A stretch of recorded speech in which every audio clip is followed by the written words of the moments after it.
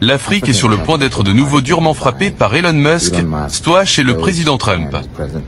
60% des ambassades que l'administration Trump souhaite fermer se trouvent en Afrique. Il cible le Soudan du Sud, le Lesotho, la Gambie, l'Érythrée, la République du Congo et la République centrafricaine.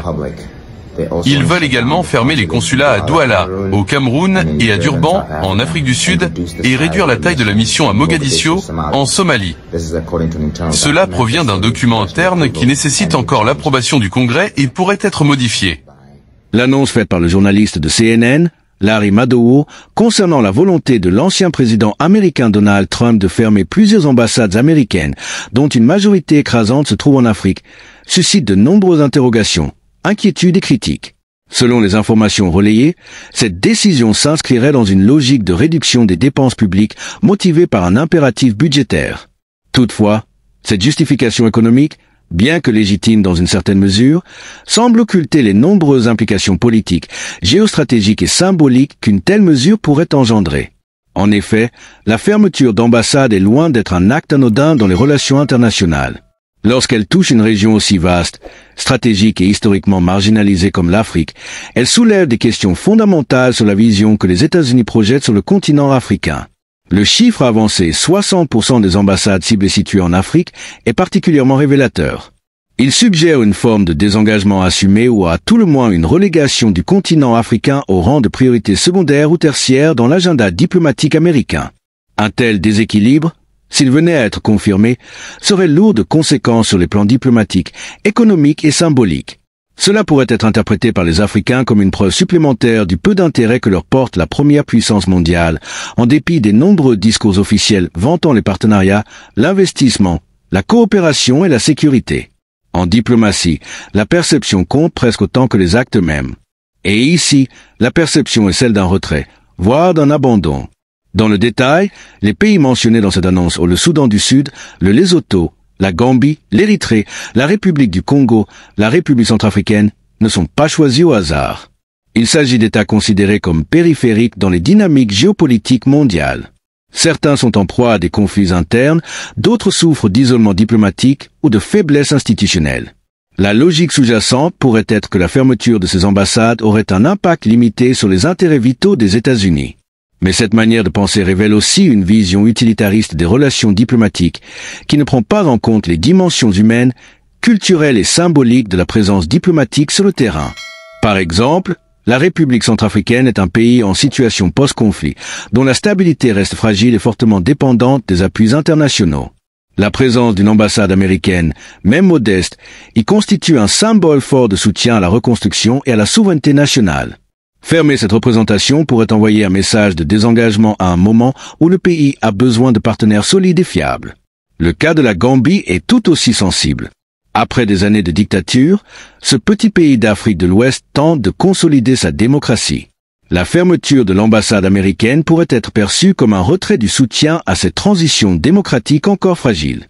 Les consulats visés à Douala, au Cameroun et à Durban, en Afrique du Sud, ajoutent une autre dimension à cette politique. Il ne s'agit plus ici de simples ambassades dans de petits pays considérés comme périphériques, mais de postes consulaires situés dans des pays majeurs du continent. Le Cameroun, malgré ses nombreuses crises internes, reste un pays pivot en Afrique centrale. Quant à l'Afrique du Sud, elle demeure la principale puissance économique du continent. La fermeture de ces consulats pourrait compliquer la vie quotidienne de milliers de citoyens, tant africains qu'américains, qui dépendent de ces services pour les démarches administratives, les visas ou les services aux ressortissants. Il est important de rappeler que les ambassades et les consulats ne sont pas de simples bâtiments. Ce sont des instruments vivants de la diplomatie, des centres de dialogue, de coopération, de négociation et d'assistance. Leur présence sur le terrain permet une meilleure compréhension des dynamiques locales, une réaction plus rapide en cas de crise et une influence plus directe sur les processus politiques, économiques ou sécuritaires. En se retirant physiquement de certains pays, les États-Unis risquent de perdre en capacité d'influence et en visibilité. Cela ouvre un boulevard à d'autres puissances, notamment la Chine, la Russie ou encore la Turquie, qui redoublent d'efforts pour renforcer leur présence en Afrique à travers une diplomatie active, des projets d'infrastructure et des partenariats stratégiques. Il est également nécessaire de s'interroger sur la motivation réelle de cette mesure. L'argument budgétaire avancé semble superficiel lorsqu'on considère le budget global des États-Unis. Le coût d'entretien d'une ambassade ou d'un consulat est minime par rapport aux dépenses militaires, aux subventions internes ou aux investissements technologiques. La réduction des dépenses, bien que présentée comme un objectif de rigueur, semble ici davantage symbolique que réellement efficace. Ce type de décision s'inscrit dans une idéologie politique précise, celle d'un isolationnisme assumé, d'un recentrage des intérêts strictement nationaux au détriment d'une diplomatie proactive et universelle. Ce paradigme, porté par Donald Trump, a déjà été observé lors de son premier mandat, avec la réduction des contributions américaines aux organisations internationales, la remise en cause des alliances historiques, ou encore le retrait de plusieurs accords multilatéraux.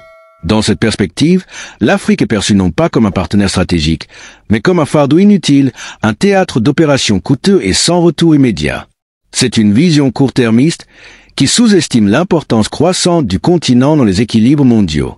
D'un point de vue démographique, économique, culturel et environnemental, l'Afrique est appelée à jouer un rôle de plus en plus central au XXIe siècle. S'en désintéresser aujourd'hui, c'est prendre le risque d'être marginalisé demain. D'autant plus que ce vide laissé par les États-Unis pourrait être comblé par d'autres puissances moins regardantes sur les principes démocratiques ou les droits humains, mais très présentes sur le terrain, prêtes à offrir une aide sans condition. Il convient également de souligner que cette décision n'est pas encore définitive. Elle fait l'objet d'un document interne qui doit recevoir l'approbation du Congrès. Cette étape pourrait être l'occasion pour certains parlementaires, y compris républicains, de s'opposer à une stratégie qu'ils jugeraient contre-productive ou nuisible à l'image des États-Unis dans le monde. Le Congrès a déjà, par le passé, bloqué ou amendé des projets de politique étrangère jugés trop radicaux. Il reste donc une marge de manœuvre pour les diplomates, les analystes et les partenaires étrangers qui souhaiteraient faire entendre une voix différente, plus ouverte, plus collaborative et moins repliée sur elle-même. Une autre lecture possible de cette annonce est de considérer qu'elle pourrait constituer une stratégie de pression.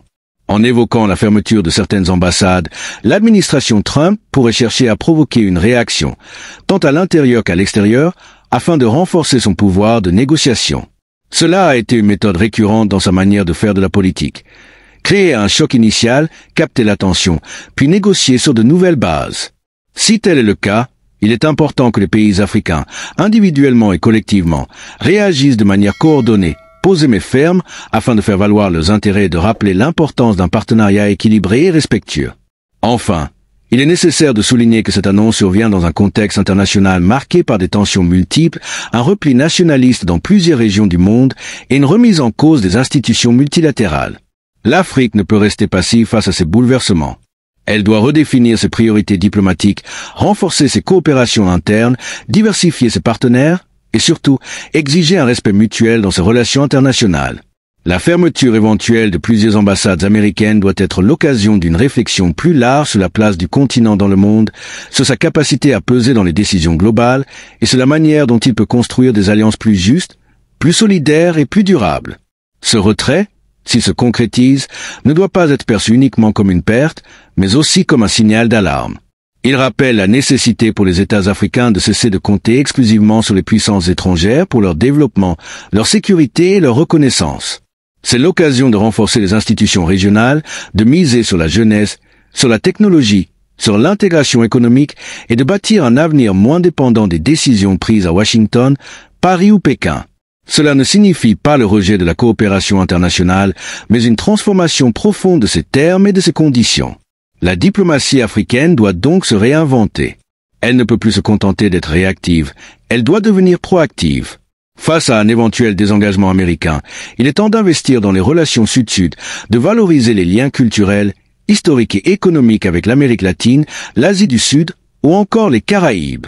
C'est aussi le moment de redonner de la force aux ambassades africaines à l'étranger, en leur confiant des missions ambitieuses, en les dotant de moyens adéquats et en leur fixant des objectifs de diplomatie économique, culturelle et technologique. En somme, l'annonce faite par Larry Madowo n'est pas seulement un fait diplomatique parmi d'autres. Elle est un révélateur d'une vision du monde, d'un rapport de force et d'une hiérarchie implicite entre les régions du globe. Elle pose la question de la place de l'Afrique dans l'ordre mondial, de la manière dont elle est perçue, mais surtout de la manière dont elle se perçoit elle-même. Et c'est peut-être là que réside le véritable enjeu. Transformer cette apparente marginalisation en moteur d'émancipation, de renouveau et de dignité retrouvée.